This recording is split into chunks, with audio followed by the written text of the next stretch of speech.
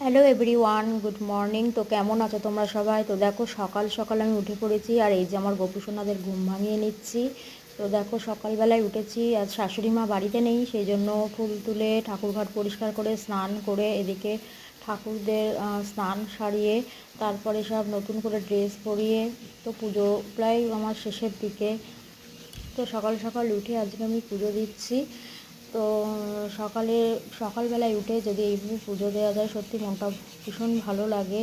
তো সুযোগটা ডেলি হয় না, যেহেতু শাশুড়ি মা বাড়িতে নেই, তো সেই জন্যই কিন্তু পুজোটা দিয়ে নিচ্ছি। তো কেমন আছো তোমরা সবাই? কমেন্ট করে জানিও। আর তোমরা কি আমার মতো এভাবে পুজো করো? আর তোমাদের কার কার বাড়িতে গোপাল আছে প্লিজ কমেন্ট করে জানিও। তো